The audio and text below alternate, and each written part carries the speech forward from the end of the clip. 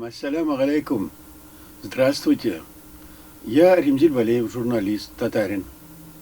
Вот знакомлю Ахмеджан Кадимагомедов. Он аварис из Калининградской области. Очень интересно, что нас соединило, как вы думаете?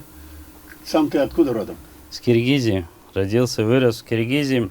Хочу поприветствовать, саляму алейкум, всех братьев. И приезжал в Казань, конгресс татар. Здесь Всемирный конгресс татар, мы все собрались тут. А с татарами там как ты познакомился? Вот, с татарами община у нас там, Кардашлар, татарская община есть в Калининграде. И они приходят в мечеть, и вместе мы, как говорится, в мечети мероприятия проводим, и также есть общины. И вот последнее у нас, которое было с 1 по 2 марта, у нас было литературное чтение, посвященное поэту воину Фатеха Кариму и также Муса Джалилю.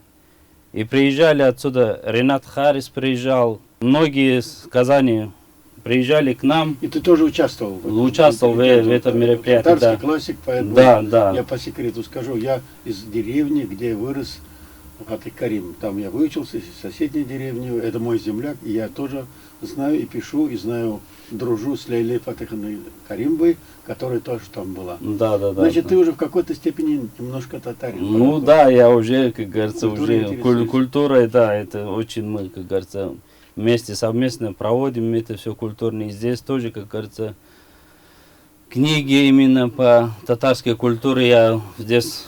Ты участвуешь в татарских делах, делах татарской общины, татарской литературной. Как там складываются татары, как живут, не скучают ли?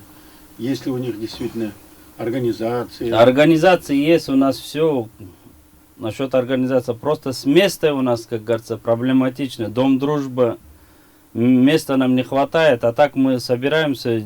В Доме дружбы есть какое-то помещение для помещение кубрика, да? есть, но там мы не можем собраться. Там очень маленькое помещение, подвальное, там несколько комнат дали. Мы обычно собираемся это библиотека имени космонавта Леонова, там библиотека, там нам выделяют время, и там мы все собираемся, проводим чтение, также культурные мероприятия, и чтение наших поэтов.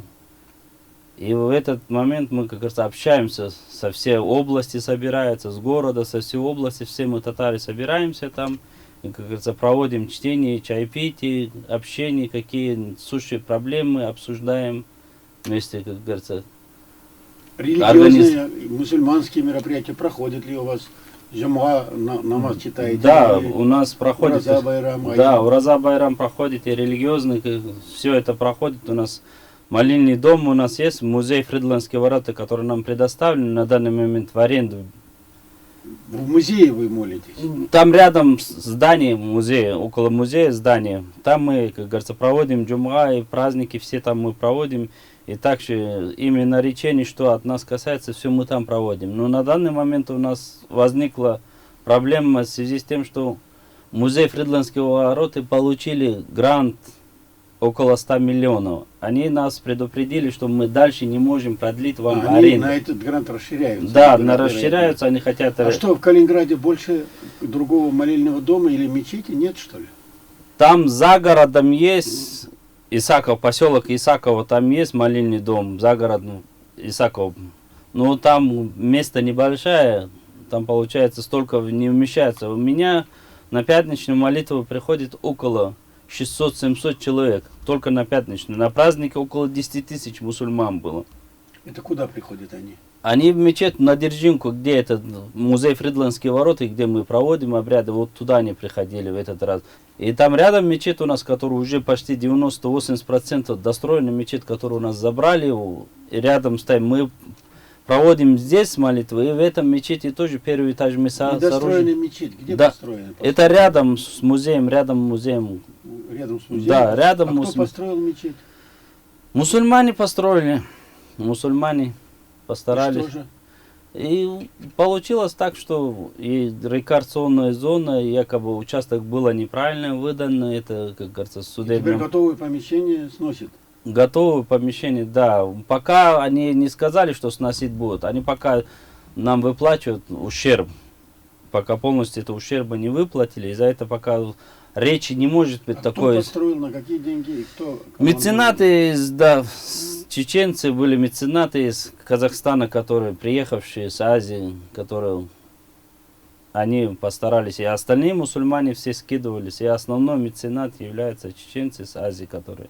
И татары тоже там Да, участвуют? татары все участвуют, все, как говорится, в проекте. Наш председатель Хисамов Иршад Насибулаевич, Председатель религиозной религиозной общины, да, председатель культурной общины Кардашлар Рамиль Киямов есть. Киямов, да, вы знакомы с ними, да, мы да. очень, как говорится, вместе сотрудничаем, вместе всегда В собираемся. принципе, дела идут хорошо, поскольку есть организации, Да, есть да, активность культура, есть, вот это вера чуть-чуть, своя, есть да, национальное поддержка, понимание. да, поддержка чуть-чуть нам не хватает. Как говорится, мы очень находимся далеко на Западе. У вас чуть-чуть места не хватает. Места- Или вообще нет.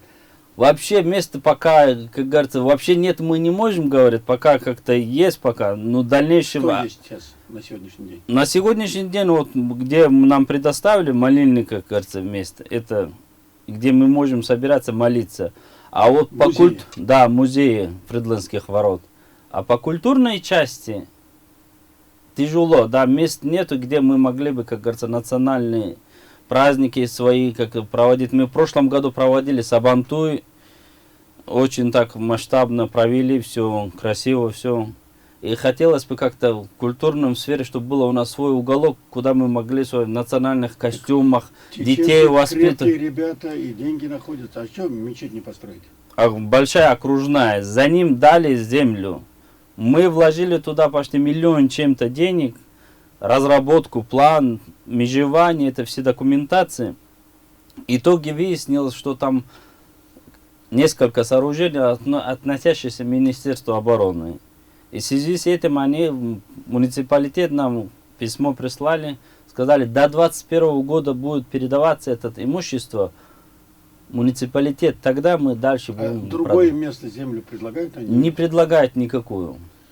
Ну вот неожиданный поворот, поскольку Калининград это очень интересный регион, там хорошие дела делаются по Фатиху Каримов, Багратион Да, очень да, уважает да, героя, да, воина, тем более все-таки Кёнигсберг это место тяжелейших боев, Да, и да. там осваиваются россияне, это новые российские, туда надо ехать через Белоруссию и Да, Литву, да, через да. как бы анклавом живет. Да, да. Я не ожидал, что в такой самой западной точке Российской Федерации нет мечетей. Наверное, будет, если будем, во-первых, молиться, Иншаллах, и иншаллах, во-вторых, надеемся. просить и обосновывать, и хлопотать об этом. Да, надеемся, иншаллах, что будет у нас, где мы можем за тех, которые павших, героев за освобождение Чтобы их от помнить, нацистов, молиться. да, и за них, чтобы мы могли молиться, за них собирать. поминать их, как говорится, дуа А делать. много вот мусульман, татар. Везде, любой мемориал, мы когда приходим туда, там обязательно татарские, башкирские имена, кавказские имена в этих в досках поминальных написаны. Теперь осталось, чтобы эти имена, их звучали в молитвах, в разговорах, в речах, в таком священном месте, в храме, в мусульманском храме. Ну, будем надеяться, ну сама по себе, конечно, не будет, но будем верить и добиваться этого. Да, мы будем стараться, от нас что зависит. И помогать, если да. кто может, пусть морально, любыми организационными усилиями окажет помощь, потому что это честь России, западная точка России, там мусульмане есть, им нужна мечеть, наверное. Да, да, нужна нам мечеть, чтобы Вот так собирались и повернулся неожиданный разговор с гостем студии Дынья Ахмеджаном Таджи Магомедовым, который дружит с татарами Калининграда, родом из Киргизии, остался в душе дагестанцем и аварцем. Достойный сын своего народа, как и все мы, надеюсь, и вы тоже.